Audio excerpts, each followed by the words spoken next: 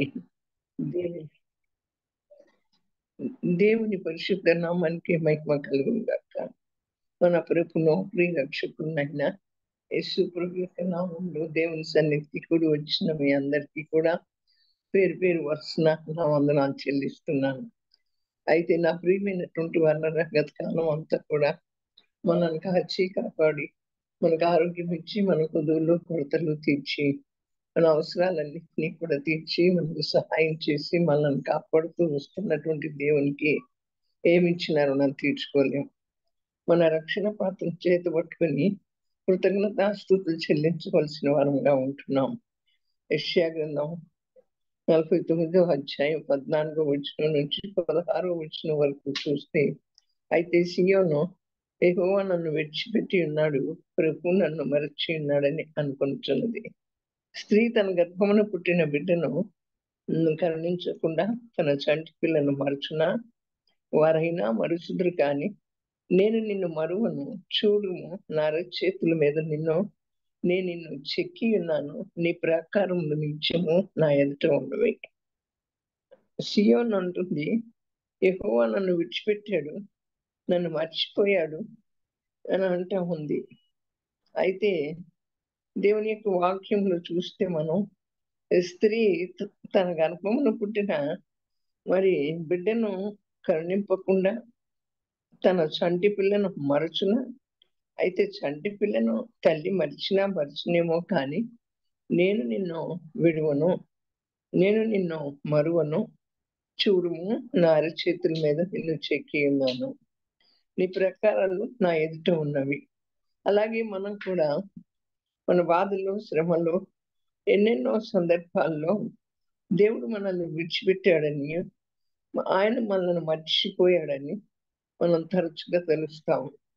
దేని కొరకైనా మనం చాలా బాగా ప్రార్థన చేసినప్పుడు దానికి జవాబు రాలేదనుకోండి, దేవుడు నా ప్రార్థన ఆలకించట్లేదా, లేకపోతే నా ప్రార్థనలో ఏమైనా తప్పులు ఉన్నాయా, లేకపోతే నాలో బలహీనతలు ఉన్నాయా, మరి ఎందుకు దేవుడు నన్ను మర్చిపోయాడు, నాకెందుకు ఈ సమస్య నుంచి నన్ను విడిపించట్లేదు అని మనం ఏం చేస్తాము అంటే ఎక్కువగా మరి ఆలోచన చేస్తాం. అయితే నా ప్రియమైనటువంటి వాళ్ళ మనం చదివినటువంటి ఆ వాక్య భాగంలో నుండి చూస్తే ప్రభు మనల్ని ఎంతగానో అంటే ఎంత అధికంగానో మన గురించి ఆలోచిస్తున్నాడు, మన గురించి చింతిస్తా ఉన్నాడు. అయితే నా ప్రియమైన వాళ్ళ మన గురించి మనం ఆలోచించి మనల్ని గురించి చింతించుతున్నటువంటి దేవుడు మనలను కాపలా కూడా కాయిస్తా ఉన్నాడని మనకు చూపిస్తా ఉంది ఆ లేఖన భాగం. కానీ మనమైతే మరి మర్చిపోయాడేమో దేవుడు అని చెప్పి అనుకుంటాము. కానీ నా ప్రియమైన వల్ల ఆయనే మనల్ని గురించి చింతిస్తూ ఆయన మనల్ని కాపలా కాసేటువంటి దేవుడుగా ఉంటున్నాడు అని దేవుని యొక్క వాక్యం సెలవిస్తా ఉంది. ఒక స్త్రీ తన చంటి పిల్లను మరచున కొన్ని పర్యాయాలు కొన్ని సందర్భాల్లో కొన్నిసార్లు మరి కొంతమంది తల్లులు తన ఎదిగిన బిడ్డలను కూడా మర్చిపోతారు. కానీ చంటి బిడ్డని ఒక తల్లి ఎంత మాత్రం మర్చిపోలేదు. ఎందుకంటే చంటి బిడ్డకు తల్లి లేకపోతే ఆమె నిస్సహాయమైనది. ఆ బిడ్డకు సహాయం ఉండదు.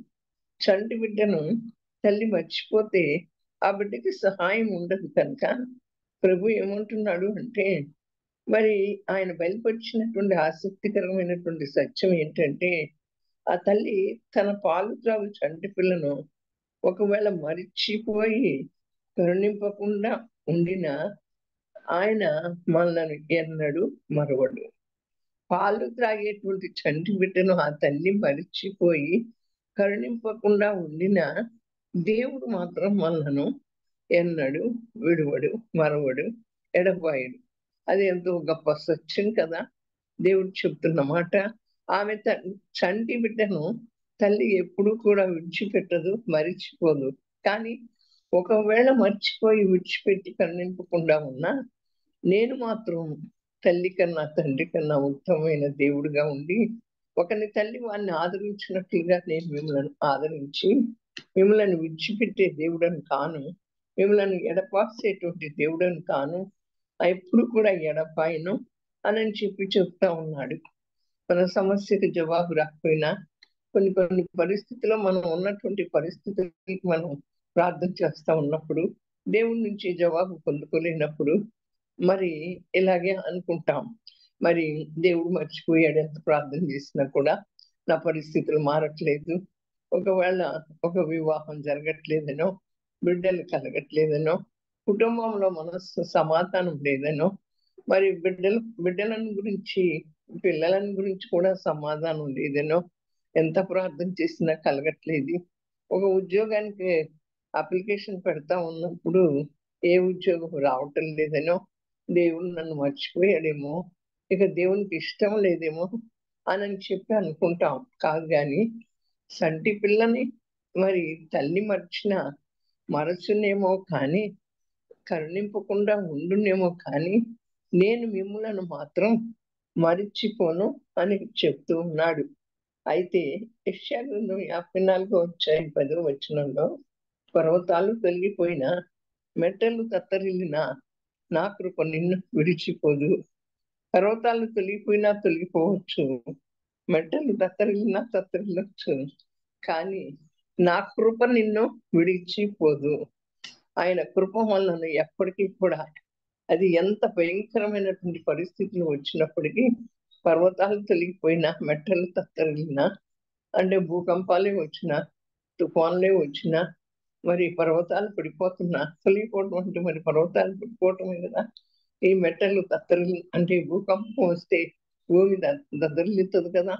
మరి అలాంటి పరిస్థితులు వచ్చినా కూడా నా కృప నిన్ను విడిచిపోదు అని ఆయన వాగ్దానం చేస్తున్నాడు. నా ప్రియమైనటువంటి వాళ్ళరా, అవును, ఆయన ఏమంటున్నాడు అంటే, తన తల్లిని హత్తుకొని ఒక బిడ్డ వలె ఆయనను హత్తుకొని ఆయన యందు నమ్మిక ఉంచి వారి మీద ఆయన ఎంతో శ్రద్ధ గలవాడై ఉన్నాడు. ఒక తల్లిని హత్తుకునేటువంటి బిడ్డ తల్లిని చాలా బాగా హత్తుకుంటుంది కదా. ఆయన హత్తుకున్నట్లుగా మనం ఆయన్ని హత్తుకుని ఉన్నట్లయితే, మన అట్లా ఉన్నటువంటి వారి మీద ఆయన ఎంతో శ్రద్ధ అనేటువంటి కలిగి ఉన్నాడని మరి చెప్తా అర్థం మనకు తెలుస్తా ఉంది. మరి మనం ఆయన హత్తుకోవాలి కదా, ఏ పరిస్థితుల్లోనైనా హత్తుకోవాలి.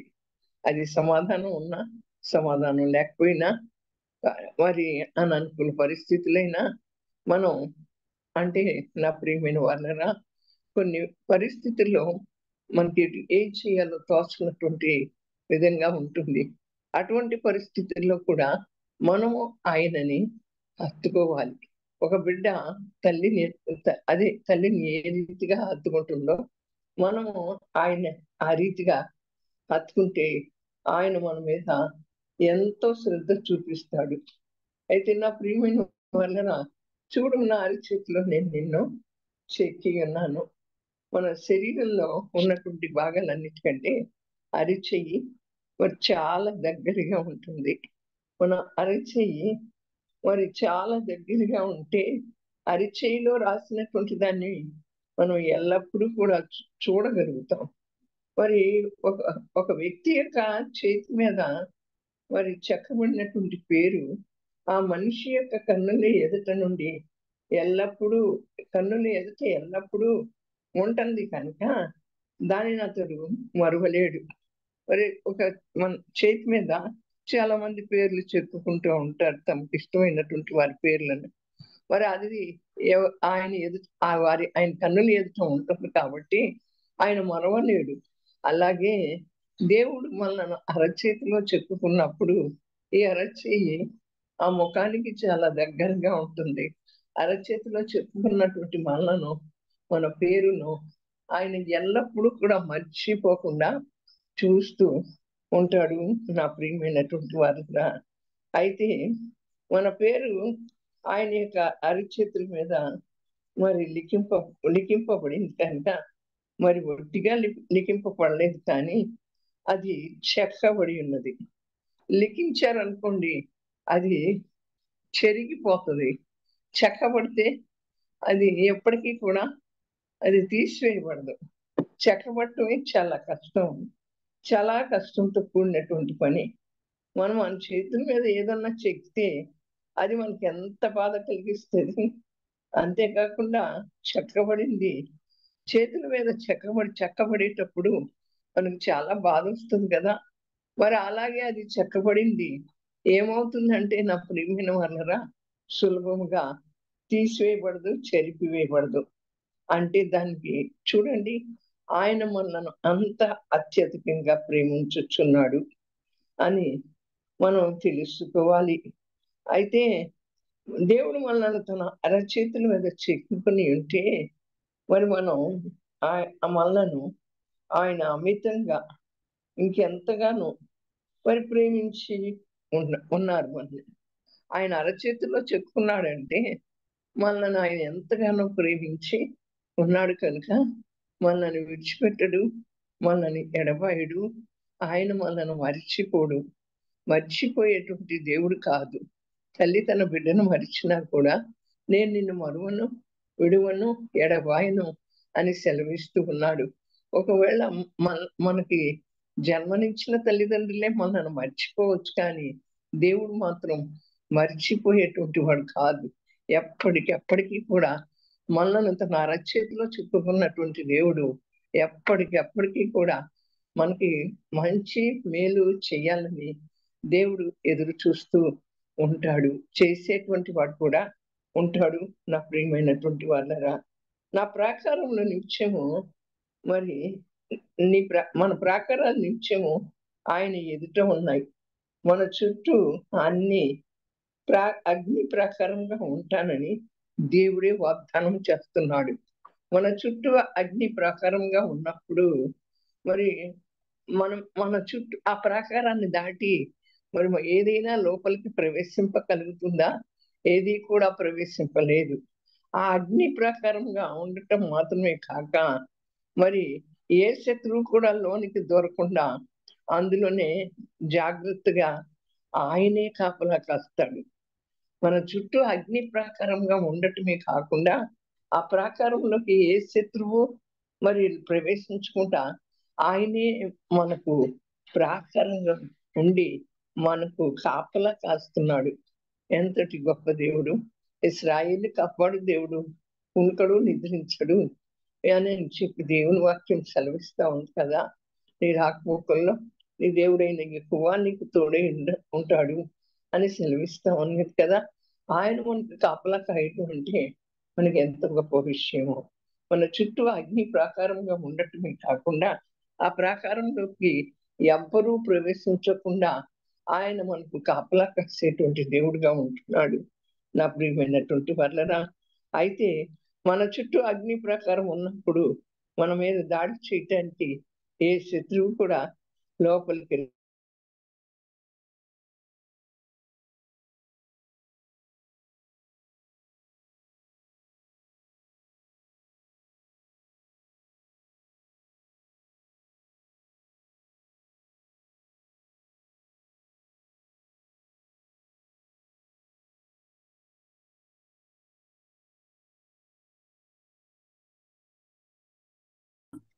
కట్ అయితే మనం దేవుని ద్వారా బాగా భద్రపరచబడి ఆయన సంరక్షణ కింద ఉన్నాం కనుక ఆయన నన్ను మర్చిపోయాడేమో అని, ఆయన నన్ను విడిచిపెట్టాడేమోనని మనం బాధపడవలసిన అవసరం లేదు.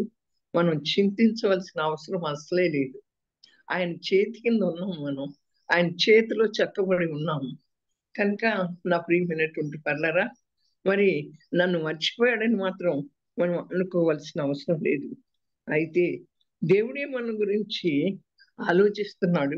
దేవుడే మన గురించి చింతిస్తున్నాడు. దేవుడే మన చుట్టూ అగ్ని ప్రాకారంగా ఉండి ఆ ప్రాకారం లోపలికి ఏ శత్రువుని రాకుండా మనకి కాపలా కాస్తున్నాడు.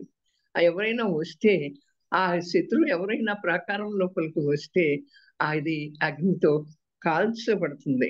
అయితే నా ప్రియమైన వాళ్ళరా, మనం ఎంతగా మరి ఆయనకు అప్పచెప్పి మనం ఎంత సమాధానంతో ఎంత సంతోషంతో మనం ఉండవలసిన వారంగా ఉంటున్నాం.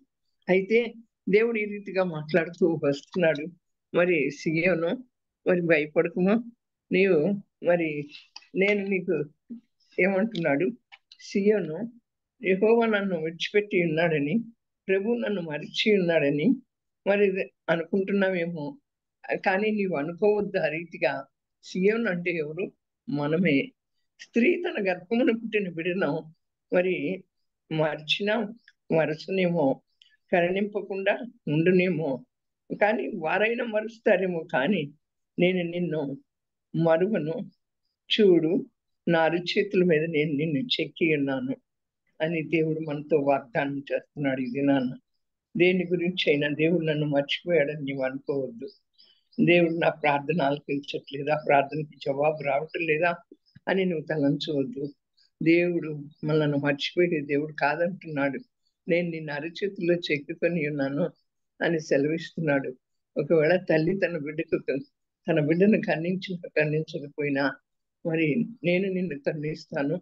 నేను నీ కొరకు చింతిస్తున్నాను. మరి నేను నిన్ను నా అరచేతుల మీద చెక్కుకున్నాను. మరి మెట్టలు తత్తరిల్లిన, పర్వతాలు తొలగిపోయినా నా కృప నిన్ను వీడిపోదని చెప్తున్నాను. నా కృప ఎల్లప్పుడూ నీకు ఉంటుంది అని చెప్పి, ఒకవేళ ఆ సమస్య మరి తీరినా తీరకపోయినా, ఒకవేళ మరి ఆ పరిస్థితులు మారినా మారకపోయినా, గొప్ప దేవుడు, వాగ్దానం చేస్తున్న దేవుడు నమ్మదగినవాడు. దేవుని యందు మనం నిరీక్షణ ఉంచాలి. ఆ వాగ్దానాన్ని మనం స్వతంత్రించుకోవాలి. ఆ వాగ్దానంతో మాట్లాడిన దేవుడు ఎంత గొప్ప దేవుడు. ఆయన అరచేతిలో చెక్కుకున్నాను అంటున్నాడు. మన ప్రాకారాలు నిత్యము ఆయన ఎదుట ఉన్నాయంట. అంటే ఆయన ఎంత మనల్ని భద్రంగా కాపాడుతూ వస్తున్నాడు చూడండి. ఆయన మన చుట్టూ కంచి వేశాడు. ఒక అగ్ని ప్రాకారాన్ని, ఆయనే అగ్ని ప్రాకారంగా ఉన్నాడు. శత్రువు ఆ ప్రాకారంలోకి రానీయకుండా చూస్తున్నాడు. ఆ శత్రువు ప్రాకారంలోకి వస్తే అది కాలిపోతుంది, అగ్ని ప్రాకారం కనుక. అట్టి అగ్ని అయిన దేవుడు, మనకు ప్రాకారంగా ఉన్న దేవుడు, నిత్య నివాసిగా ఉన్నటువంటి దేవుడు నీతో నాతో ఉన్నప్పుడు ఎందుకు మనం చింతించాలి? ఆయన మన కొరకు ఎన్ని ఏర్పాట్లు చేశాడో చూడండి. మనం ఎంతటి మాత్రపాటి వారం, మనం ఎన్ని మాత్రపాటి వారం.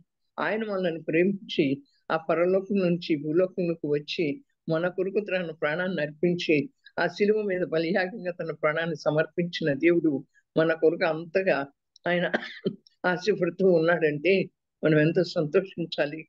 మనం సంతోషించే ఆనందంతో ఆయన వైపు చూడవలసిన వారంగా ఉంటున్నాం. దేవుడి వాక్యాన్ని మనందరి వినికిడిలో దీవించి ఆశీర్వదించి ఫలభరితం చేయును గాక. ఆమేన్. పరిశుద్ధుడా